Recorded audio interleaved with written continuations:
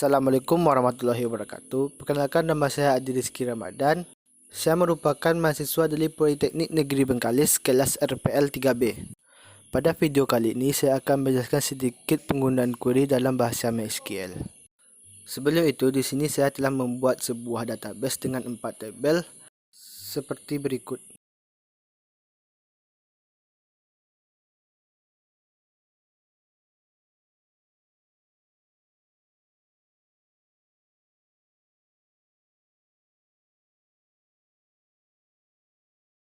Baiklah, kita akan masuk ke soal pertama, iaitu penggunaan query min dan max. Penggunaan query min dan max digunakan untuk menentukan nilai terkecil dan terbesar dalam sebuah kolom. Untuk penulisan query sendiri dapat kita lakukan dengan cara berikut. Pertama, kita ketik select. Selanjutnya kita ketikkan min, buka kurung nama kolom. Selanjutnya di sini kita ketikkan from untuk menentukan tabel mana yang akan kita gunakan. Di sini saya menggunakan tabel film untuk menentukan nilai terkecilnya dengan kolom harga sewa. Selanjutnya itu kita blok lalu run selected, maka akan ditampilkan harga terkecil dalam tabel film yaitu 3000. Mari kita cek.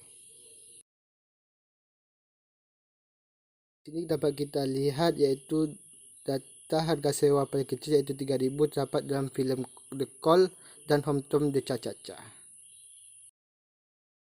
Untuk penggunaan query max juga sama dengan penggunaan query min. Di sini kita hanya perlu merubah kata min menjadi kata max untuk menentukan nilai terbesar dalam sebuah kolom yang terdapat di dalam tabel.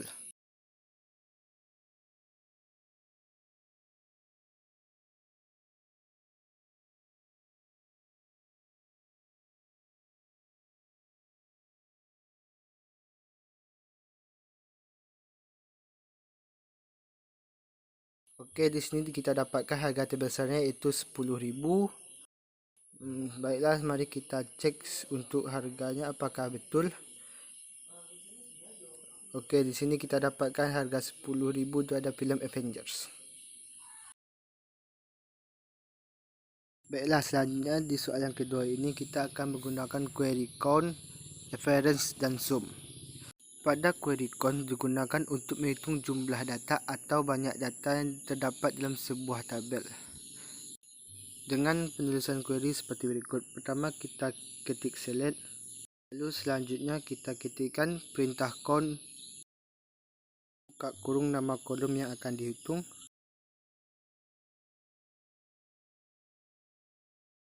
Selanjutnya kita tentukan tabel mana yang akan kita gunakan untuk menentukan jumlah data tersebut. Di sini kita menggunakan tabel pelanggan.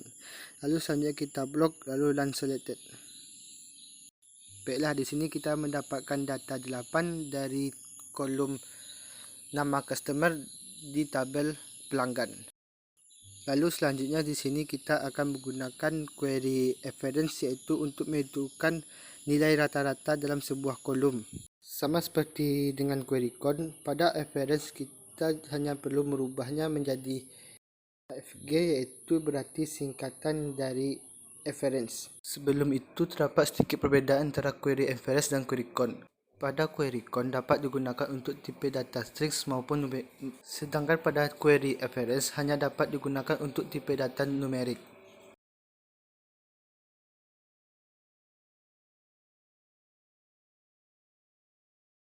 Okey, di sini kita dapat menentukan hasil dari rata-rata harga sewa pada tabel filem iaitu sekitar 4.750.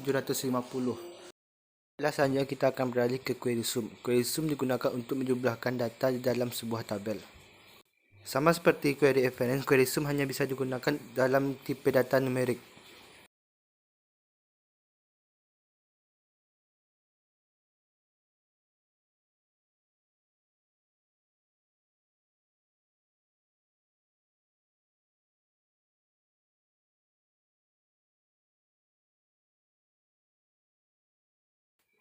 Baiklah, setelah kita jumlahkan, kita mendapatkan hasil dari 57.000 dari total semua harga sewa pada tabel filem.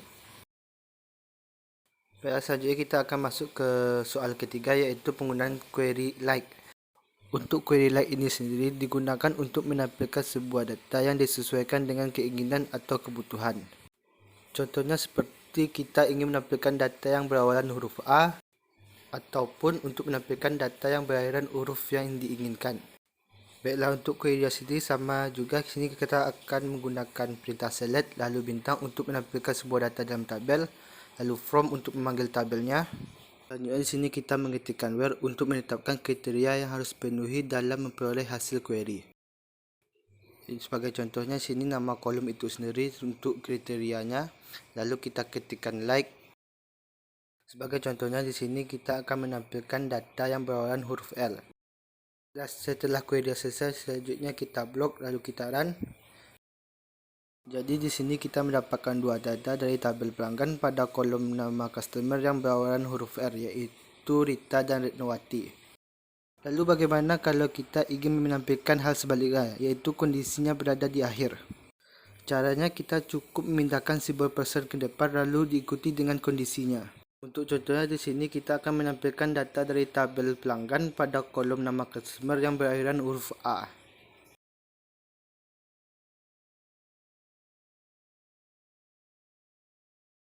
Baiklah, setelah di-run maka kita dapatkan hasil seperti berikut. Lalu bagaimana kalau kita ingin menampilkan data yang tidak berada di awal maupun di akhir? Itu bisa berada di awal, di akhir maupun di tengah-tengah. Itu di sini kita hanya perlu menuliskan kondisinya, cukup dituliskan di antara simbol persen seperti berikut.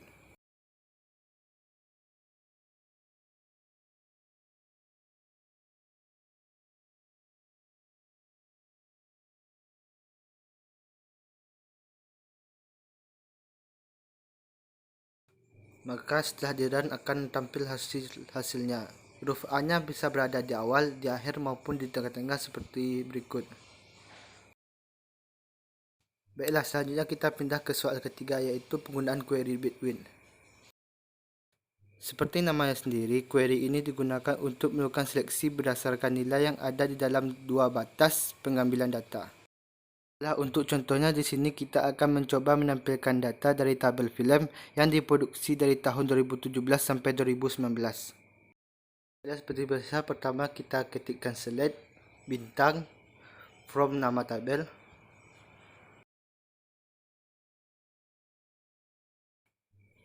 lalu where nama kolom, selanjutnya kita ketikkan perintah between.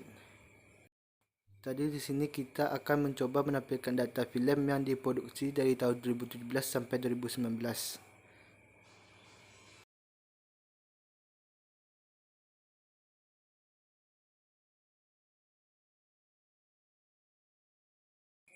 Baiklah, selanjutnya kita run maka akan ditunjukkan hasil seperti berikut. Di sini kita akan dapatkan hasil film-film yang diproduksi dari tahun 2017 sampai 2019. Baiklah, selanjutnya kita akan masuk ke dalam soal terakhir, yaitu penggunaan query alias atau disingkat AS. Pada query ini digunakan untuk mengganti sementara nama kolom atau nama tabel yang akan ditampilkan. Untuk penulisan query sendiri, di sini kita dapat meletakkan posisi alias berada sebelum perintah from.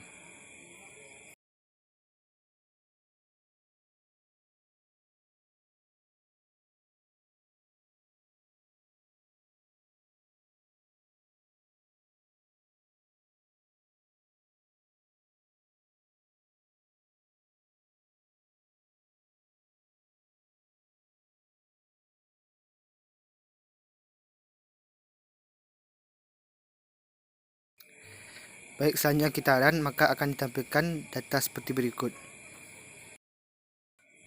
Lalu bagaimana jika kita tidak menggunakan perintah atau query alias? Maka akan ditampilkan data seperti berikut.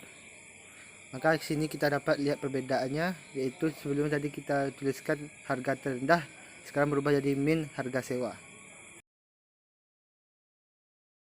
Baiklah, sekian untuk video kali ini. Jika ada kata-kata salah atau penyampaian kurang jelas, mohon dimaafkan. Wabillahi taufiq wal hidayah. Wassalamualaikum warahmatullahi wabarakatuh. Terima kasih.